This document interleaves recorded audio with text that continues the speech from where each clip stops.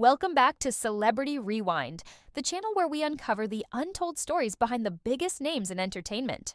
Today, we're diving into the life of one of the most technically gifted and emotionally overlooked musicians of our time, Joe Satriani. When people hear the name Joe Satriani, they often think of soaring instrumentals, blistering guitar solos, and an alien-like ability to make six strings sound like they're speaking a different language. He's been called the guitar god's guitar god, a legend whose influence helped shape artists like Steve Vai and Kirk Hammett of Metallica. But beneath the speed, the skill, and the effects, pedals lies a quieter, more melancholic truth, one that many fans have never known or chose to overlook. Because for all the awards, acclaim, and technical mastery, Satriani's journey hasn't been a rock and roll fairy tale.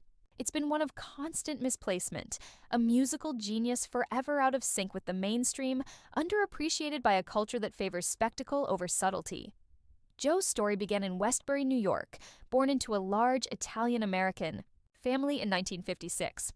His life changed forever at the age of 14, the moment he heard that Jimi Hendrix had died. For Joe, it wasn't just the passing of a musical icon, it was a call to action. He picked up the guitar that very day and never let go. What followed was a lifelong obsession with mastery.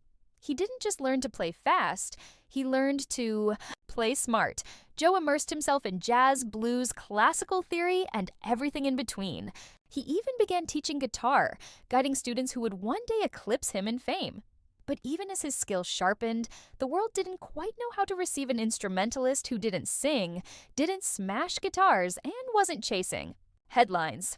Then came 1987's Surfing with the Alien, the album that put Satriani on the map. It was an instrumental rock record that somehow broke through the noise, earning critical acclaim and respect from peers across genres. Songs like Always With Me, Always With You weren't just technically brilliant, they were emotionally rich, telling wordless stories filled with longing and soul. But despite the success within the musician community, mainstream media didn't know what to do with him. Radio stations shrugged. MTV barely touched his videos. Record labels struggled to market a rock star who didn't have a frontman, because he was the band, and the frontman, and the voice, all through a guitar. Grammy nominations came his way, but wins never followed. Joe Satriani was always too something.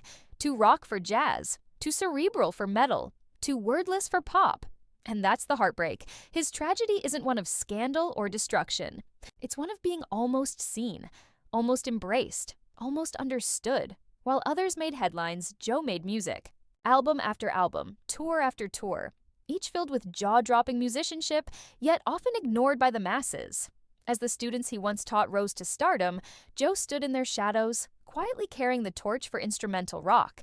Even legends recognized his brilliance. He was called in to fill Ritchie Blackmore's shoes for Deep Purple during a critical tour, a sign of deep respect from within the rock world. And yet, even these moments were mere footnotes in a culture obsessed with image and lyrics. In 2010 and Discover, Namias Mest Mandinier, Satriani formed Chickenfoot, a supergroup featuring Sammy Hagar and Chad Smith. It seemed like the perfect formula to launch Joe into mainstream fame. But while the band found success, it didn't ignite the kind of cultural explosion people expected. Once again, Joe found himself just on the edge of widespread recognition, admired but never fully embraced. Then comes the emotional cost, the road life, the endless touring, the creative grind. Joe has often spoken about feeling alienated by the music business, disillusioned by an industry that rewards familiarity over originality. And yet, his proudest moments aren't measured by awards or sales.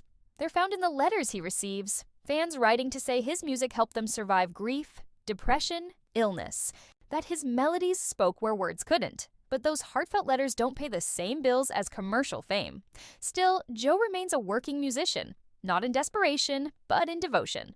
While many of his peers became brands, products, or personalities, Joe remained what he always was, a storyteller with a guitar, and what's truly remarkable, maybe even the most heartbreaking part, is that there's no bitterness. Joe Satriani isn't the angry artist railing against the machine, he's the patient craftsman, showing up again and again, quietly hoping the world might finally listen. And even if it doesn't, that's okay. He'll still play, because the tragedy of Joe Satriani isn't one of failure, it's one of near misses. It's the story of a world that claims to crave originality but always chooses the familiar. It's about an artist whose best work may never trend, whose fingers speak a language most will never understand, and whose story, unless told, risks being buried beneath the noise of louder, flashier names. But for those who know, for those who felt the chills during Always With Me, Always With You, or gotten lost in Flying in a Blue Dream, Joe Satriani isn't a tragedy at all. He's a quiet triumph, a living reminder that the most powerful voices don't always use words. Sometimes they speak through strings and soul. Thanks for watching Celebrity Rewind.